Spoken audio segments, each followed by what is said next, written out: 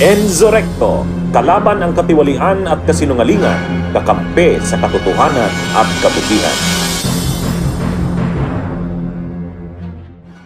Pero mga kabunyog, ang isa pa ditong malaking issue ang isang malaking issue dito, yung tungkol kay Bato de la Rosa.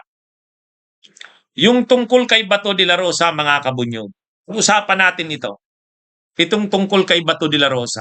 Kasi itong si retired Associate Justice Adolph Ascona, matindi ang opinion nung in-interview sa ANC si retired Associate Justice Adolph Ascona. Constitutionalist yan expert yan sa law. Ito yung kanyang pananaw. Basahin natin sa baba. Sabi niya, Ascona, voting threshold for impeachment conviction should remain at 16 unless a senator is tagged as a fugitive. Ang linaw ito yung stand ni Ascona. Ilan ba talaga ang dapat na boto para makonvict si Sara? Ang stand ni Ascona, sabi niya, 16 pa rin yan kasi 2/3 of 24. 2/3 of 24. Kasi 2/3 of all the members of the Senate. Ay ang sinasabi mong of all the members of the Senate, 24. Kaya lang, sabi ni Adolph Ascona, so 16 dapat ang boto. Kaya lang, si Bato de la Rosa, para sa kanya, hindi mo na dapat ibilang sa 24. Bakit?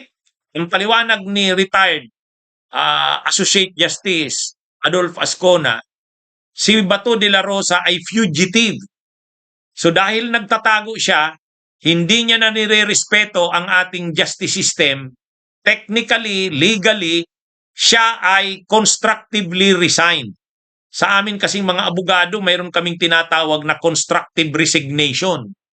Constructive resignation. Pareho yan nung kay ERAP. Maalala nyo si ERAP noon, ang issue noon, nag-resign ba si ERAP o hindi? Wala namang kasing formal na letter si ERAP na I am resigning my position as President of the Republic of the Philippines. Walang ganun. Walang sulat na ganun si ERAP. Kaya ang argumento nila ERAP noon, hindi naman daw nag-resign si ERAP, kaya illegal si Gloria noon.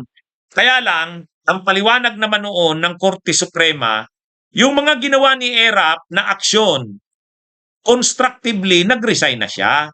Kahit wala siyang official na sulat or official na resignation letter, yung mga ginawa niya ay constructive na yon na resignation. Ibig sabihin, nagpapakita na yon na resigned na siya. Halimbawa, kung ano-ano nang inoffer niya na magpapa-eleksyon, nabababa na siya sa pwesto, saka umalis na siya Dumaan na siya doon sa Pasig River, sumakay na siya ng sasakyang dimotor, Pasig River, papunta na ng San Juan. Yung lahat ng yun ay constructive resignation. Itong kay Bato, itong pagtatago niya, constructive resignation na rin yan. Kapag nag-resign ka na sa pwesto mo, hindi ka na counted. Kaya sabi ni Adolph Ascona, constitutionalist yan si Bato de la Rosa, hindi na dapat binibilang yan na miyembro pa ng Senado na 24. Kasi yung ginagawa niyang pagiging fugitive from justice, constructive resignation na yan.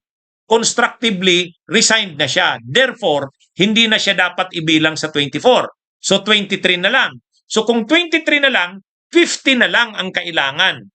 Yan mga kabunyog yan yung paliwanag ni retired Associate Justice Adolph Ascona.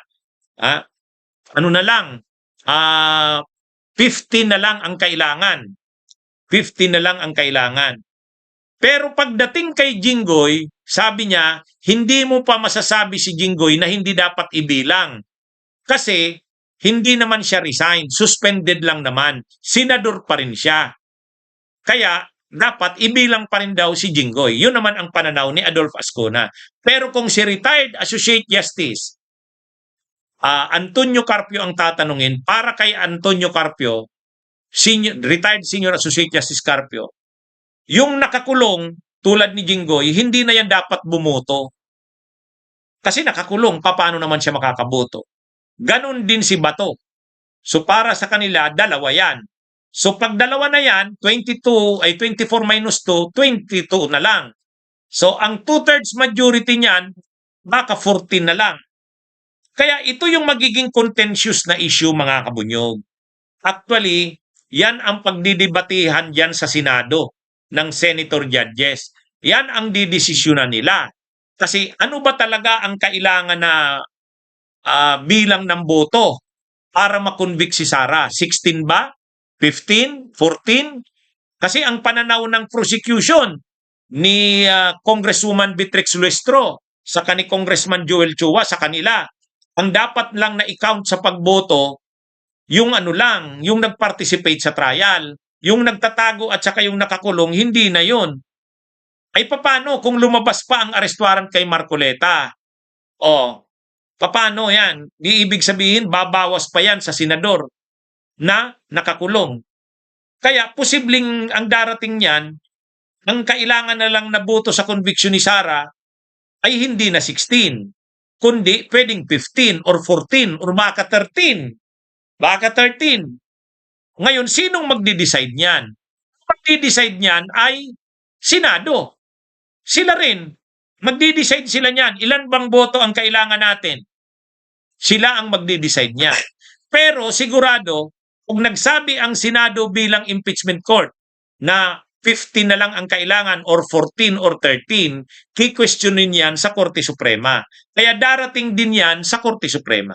Hindi yan maiiwasan, darating yan sa Korte Suprema. Kaya lang ang problema, paano kung hindi ka agad mag-decide ang Korte Suprema?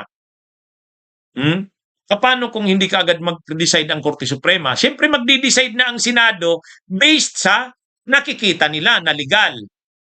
Yan mga kabunyog, mga kababayan. Kaya sa ngayon, ang daming legal opinion pagdating sa issue na yan.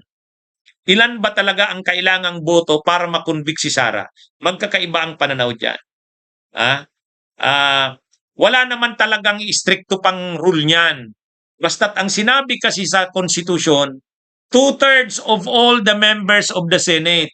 Yung sinasabing of all the members, all members.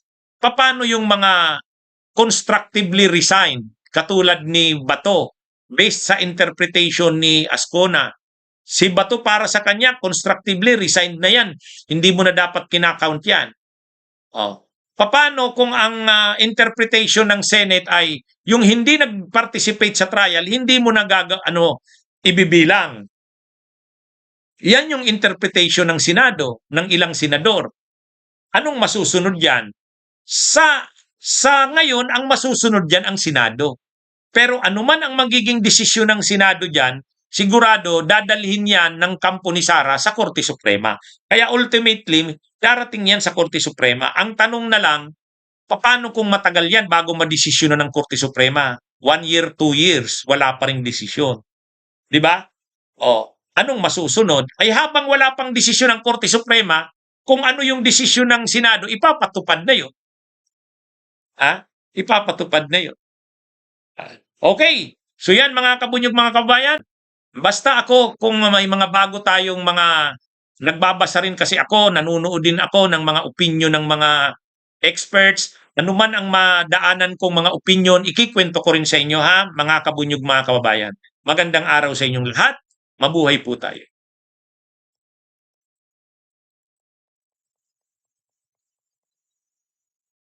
Bunyog, bunyog, halikan na kasama ka. Bunyog, kapag buklod ay may pag-asa.